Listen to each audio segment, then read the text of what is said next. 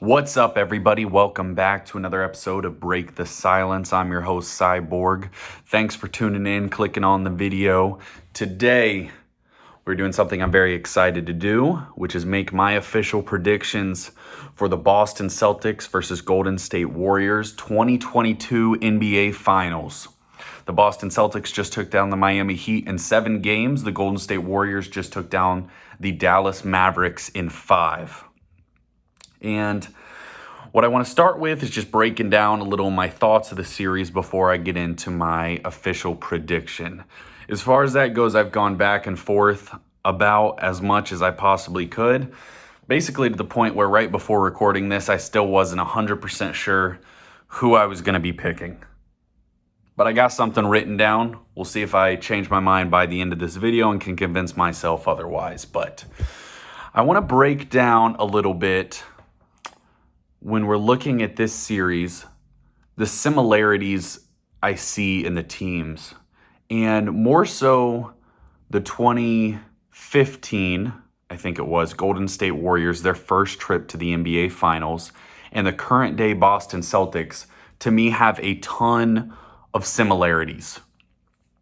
And the reason I say that, and I think you'll agree with me by the time I'm done here, they had 2 players who were similar positions, both teams, who were both stars.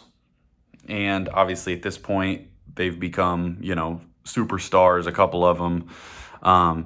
But they started out, you had these 2 stars that kind of had similarities in Steph and Klay Thompson and Tatum and Brown. And you would hear all the time, these 2 can't coexist. In fact, Kendrick Perkins, who is supposed to be a Celtics fan, which I don't agree. Kendrick Perkins might be the worst person in sports media, but he said earlier this year that you got to break up Tatum and Brown. And it always, to the casual fan, you always kind of just go along with these media narratives. Yeah, they can't coexist. But you got 2 top players under 25 years old, you'd like to believe you can make that work. When you look back at those Warriors teams, when they had a young Steph Curry, who had a lot of question marks surrounding him, because if you remember correctly, Charles Barkley came out and said in that playoff run, I don't believe a team that shoots this much, that is predicated on three-point shooting, I don't believe you can win a championship that way. Obviously, he didn't foresee what the league was becoming, that three-point shooting would become such an integral part of the NBA. And the other thing that people don't account for is how good the Warriors were defensively. They just see the flashy three-point shooting and just thought that was it. But in fact, the Warriors defensively were very good. So when you're looking at the current Boston Celtics, they have these 2 stars that you weren't sure could coexist. You knew they were both really good players. And then you have a glue guy. For the Warriors, that's Draymond Green. And for the Celtics, that's Marcus Smart.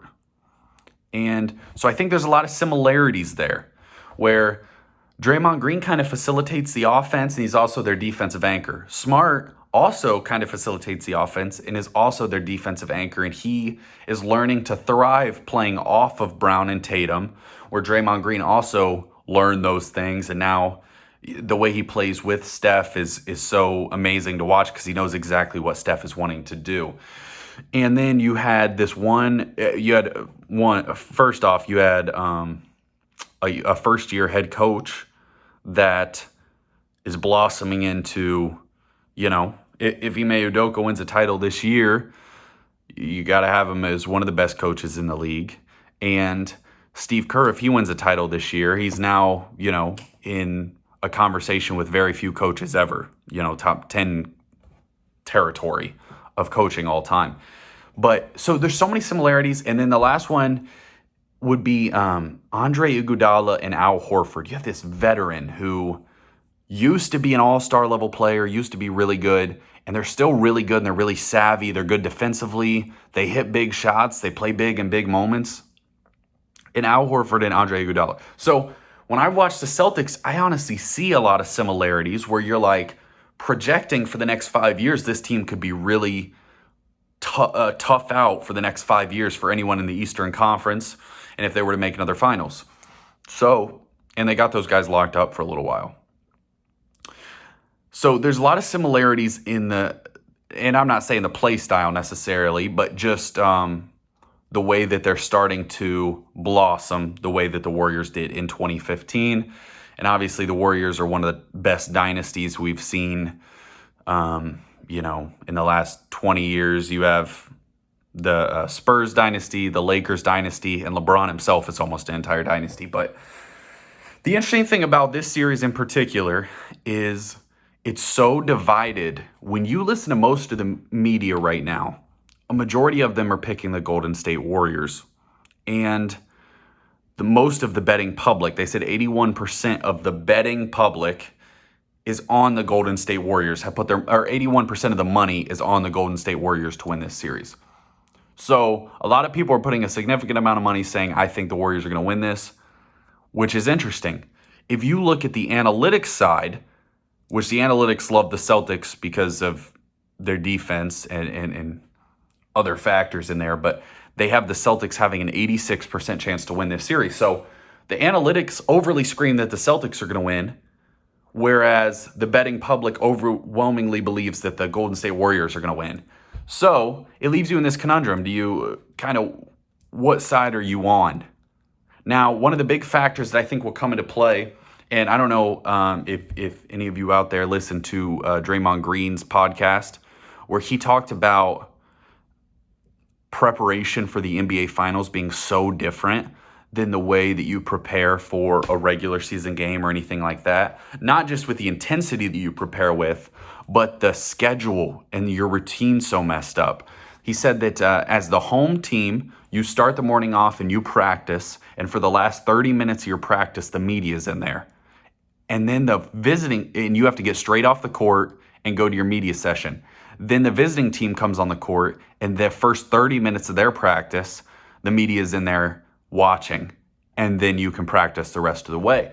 So it messes with a lot of guys' routines, and if you haven't experienced that before, as none of the Celtics guys have, you worry, will that affect the way that they play? You hear a lot of athletes talk about how habitual they are, and I take a nap for an hour here, I eat this specific food, I listen to this song, I take exactly this many shots, and then I go out there and play, and that's how I feel like I can play my best. Does this mess with any of the guys' minds? Interesting. We'll see here in the first couple games. The finals are a different level. You're going to have celebrities there. The production's crazy. The media. It's just going to be a different level that the Celtics have never experienced, where a lot of guys on the Warriors have. You have a couple new guys in Jordan Poole, Andrew Wiggins, but they'll also have guidance from their older guys. So something interesting there. I would like to move on a little bit, and in a lot of my reactions, I broke down some of the stuff the Celtics do. This is my first non-reaction video, actually, so this one might go a little longer than normal, but I just want to analyze everything and kind of give my thoughts here. The Warriors this year were 16th in offense. Middle of the pack offensive team. They were top 5 in defense, though. And I think the perception of the Warriors is that they're an offensive-heavy team, that they're this three-point sniping team, their movements and saying all these things. Well, the Warriors at times this year really struggled offensively. But we saw them play in the playoffs, and against the Mavs, they were better. Now, you have to look at that, and I sat down today to watch a little bit. I was just watching like some film on the Warriors, and I was watching Game 5 of the Warriors-Mavs to kind of see some of the things the Warriors try to do. And one of the things they just kept exploiting Luka. Honestly, I'm a huge Luka fan. Guys got to get better on defense. I've never seen someone so physical and so good at angles on offense, so poor at angles on defense, and so soft. He he rushes guys and then they just blow right by him. And it's like, this guy, I don't know if he's not trying or he just doesn't have the ability, but that's something he's got to work on. But the Warriors offense is so scary with the way you got to defend it because of Steph Curry. He is literally, if you had to, and the direct comparison for Steph Curry to me is Patrick Mahomes and Tyreek Hill when you're looking at the NFL, because you have this constant threat of this man on the court, or in Tyreek and Mahomes' case, these men on the field that are an absolute nuclear weapon, where Steph Curry crosses half court and the entire defense has their eyes on him. There was one play in particular that was in the first quarter where Steph got the ball to three-point line. He hit a pump fake. The guy jumped by. And a lot of times when you see that in the NBA, the guy just ends up with an open three. They were so scared of Steph Curry that they sent two more guys that also jumped at him. And Steph Curry dumped it in for an easy layup to Andrew Wiggins. The amount of attention that Steph Curry requires from a defensive perspective is so different, really, than anyone else in the NBA, partly because of his movement. He's not stationary. When you have Giannis Antetokounmpo, for instance, who's, in my opinion, the best player in the NBA, but he's in front of you, you know Giannis is trying to come straight at you, and you can try to build a wall here. That's what you're trying to do. Steph is so good at moving without the basketball, getting to his spots, moving the ball around, getting his teammates in movement, that it's so hard to defend from a defensive perspective. And that is why, and the comparison, the Mahomes Tyreek Hill one, is that defenses literally had to focus that Tyreek Hill's so fast and so explosive that if you lose that man or you don't have two eyes on him for a second, he's going to be way past you. So, and it's such a threat that it makes you play almost weird. It just makes you play different than you would normally like to against normal guys. And obviously the Celtics, what's interesting about this playoff run is they face so many different styles of player.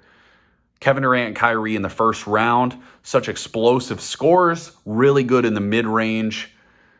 And then you move on to round two. You have Giannis Antetokounmpo, who's obviously just trying to run through you with no regard for human life. And then Jimmy Butler, kind of a little more of a mid-range player, but he's also a really good driver, so he's kind of mixes both of those. And then now you're hitting the Warriors, who are so good from the three-point line, but they're also so good at driving because you're so scared of the three-point line. The way that you defend that and the way you'll watch this, there will be many possessions you'll watch the Celtics in this series and you'll be like, they're giving up wide open layups. But it's because you're so worried about Steph and Clay and Jordan Poole from the three-point line that you almost play in a little weird way. So I'm interested to see what the Celtics strategy is defensively coming out in this series. My guess is that you'll see some similar to how people normally try to guard Steph Curry. And what they do is when Draymond comes up and he sets that pick, you'll see two guys blitz him. Blitz Steph to where he doesn't have any room to come off that screen and shoot a shot. You're not going to see much drop coverage, would be my guess. Now, that then allows for Draymond to roll. So then Steph would pass the ball to Draymond, who theoretically then you have two guys back on Steph. Draymond kind of has a little area here where he can either dump off to Looney, depending on how much he plays, or if someone drops from the corner, you kick out to Clay, Jordan Poole, or Andrew Wiggins, depending on who's in the game. I think I just mentioned 6 guys, and I do understand that basketball is a 5-man sport, in case you were wondering. But so it'll be interesting to see what the Celtics do. They're going to want to try to have Marcus Smart on him. Now, the difference between the Celtics and the Mavericks that they just played is the Mavericks have a clear liability on defense that the Boston Celtics don't have. Because if you switch Brown, Tatum, Marcus Smart on Steph Curry, obviously he's going to get buckets. Any guy in the NBA who's a great player is going to get some of their buckets. But that's not an automatic bucket like it is against Luka. So I think you're going to see the Warriors struggle to score a little more so than you have in previous series. Now, you also could ask the question, have the Warriors played anyone legitimately? You had the Nuggets without Jamal Murray and Michael Porter Jr. You had the Memphis Grizzlies missing Ja for the second half of that series. And then you had the Mavs, which I don't know that any of us believed were really that great of a squad. So we'll see here. The Celtics are definitely a different level defense, but the Warriors are a different level offense, aside from the Nets. But the Nets just had so many problems that I hardly even count that, to be honest with you. And their defense was terrible. The Warriors' defensive strategy will be interesting to me. I'm curious to see how much they play with a big man, because the Celtics play pretty big for modern NBA. You have Al Horford, Robert Williams, and Jayson Tatum. Even Smart and Brown are not small guys. But Celtics almost play with two power forward center-ish guys. Do the Warriors then try their small death lineup with Draymond at the 5? Or do you try to play Kevon Looney, Bielitsa, which is it's spelled Bajelica, which is what I always used to call him, but I recently found out it's Bielitsa. So you'll probably see some of these guys, but you also, in these first two games, you're going to see them mess around with some different strategies, I would imagine. My guess is game 1 goes to the Warriors, and I think that in the first 4 games, I think 2 of them will be blowouts, okay? I think each team will get a blowout, because I think when you look at the Warriors' run, they have this weird tendency to just lay duds. They lost by 50-something points to the Jawless Grizzlies, or were down 50-something to the Jawless Grizzlies. And then they got smoked in game 4 against the Mavericks. The Celtics, obviously, I've went over that a million times. They're so up and down, it's crazy. So the Celtics, I would be interested to see if this went to a game 7. Because when the pressure is on, it makes guys tighten up, play a little different, and outside of themselves. But we haven't seen Steph or Clay have great success in those moments. Now, they haven't been in a lot of those moments, but you also, there were times that they were against the Cavs when Kyrie hit that shot, LeBron had that block. They were in that moment, and you didn't see either of them really step up. So the question is, if we were in a big moment, who do you trust? And that's why I believe this series goes 7 games, and I'm picking the Golden State Warriors to win in 7 games over my beloved Celtics. And it hurts me to say, and I hope I'm wrong, but the only team that I feel like I really suck at predicting is the Celtics, because it's so hard to objectively see your team. You overly see their flaws and you overly see their good things. Where I could easily overrate Grant Williams or Derek White in my head, and I could overly criticize Jaylen Brown for turning the ball over as much as he does. You know what I mean? So you can definitely sway yourself one way or the other. But my gut tells me that the Golden State Warriors win this series in 7. I wouldn't be surprised if they won it in 6, but if it was a game 6 in Boston, I would probably pick the Celtics to win that game. So I picked the Warriors.